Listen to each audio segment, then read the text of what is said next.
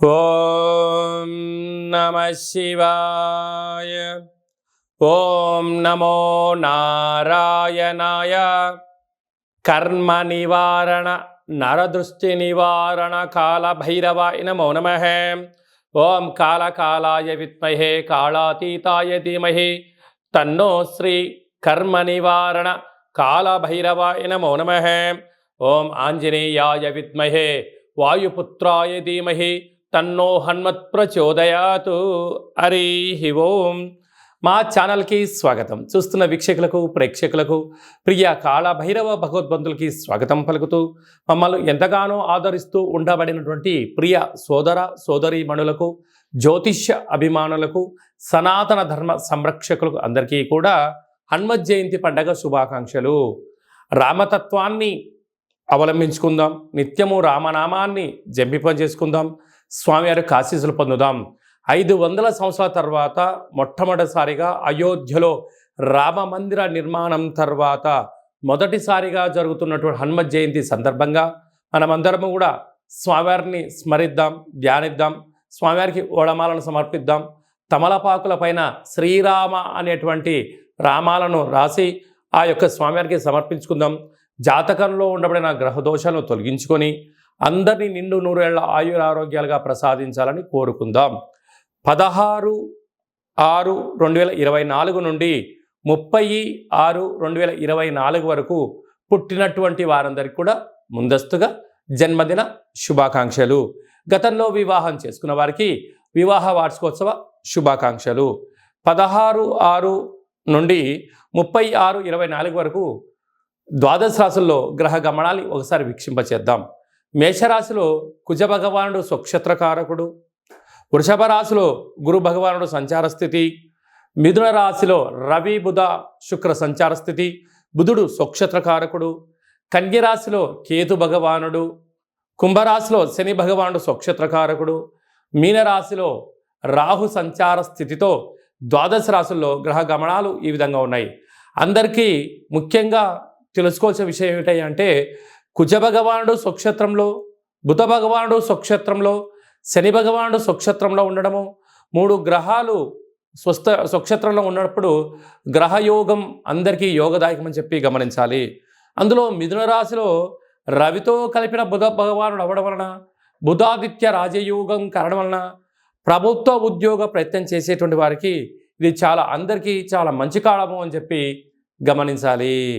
మకర రాశి వారు జ్యేష్ఠమాస పూర్ణిమ బహుళాష్టమి సందర్భంగా ఒకవైపు ఏలనాటి శని, మరొక వైపు పంచమ స్థానంలో బుధాదిత్య రాజయోగం కారణం వలన ఎలాంటి విధి మనం పాటించాలో ఈ వీడియోలో సవివరంగా సంపూర్ణంగా తెలుసుకుందాం.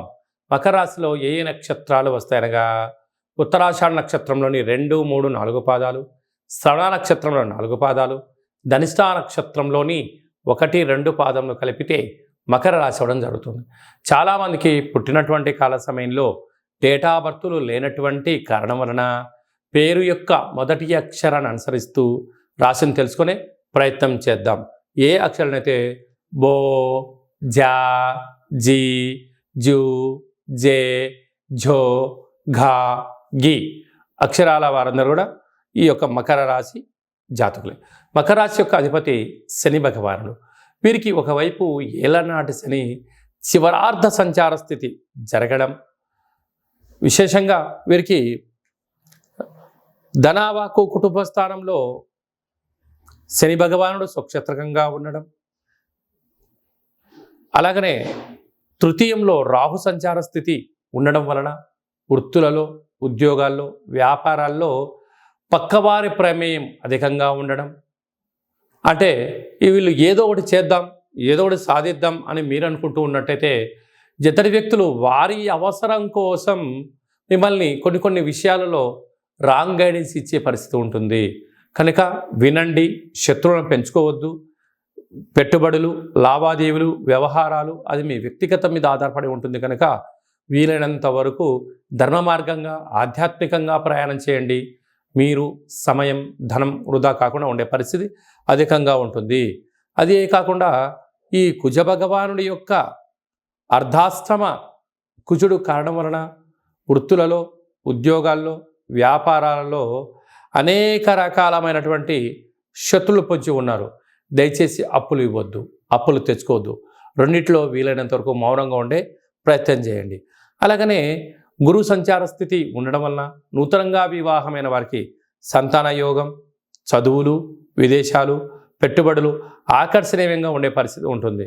అలాగనే బుధాదిత్య రాజయోగం మిథున రాశిలో ఏడాది తర్వాత రవి భగవానుడు బుధుడు స్వక్షేత్రకంగా ఉండడం, అక్కడే శుక్రుడితో కలిసి ఉండడం వలన వ్యాపారాలు, రాజకీయాలు, సేవా రంగాలు, ధార్మిక రంగ కార్యక్రమాలు, పెట్టుబడులు, విదేశాలకు సంబంధించిన కార్యక్రమాలు, వస్త్ర వ్యాపారాలు, బంగార వ్యాపార కార్యక్రమాల్లో అన్నింటా విజయం మీ సొంతమవుతుంది.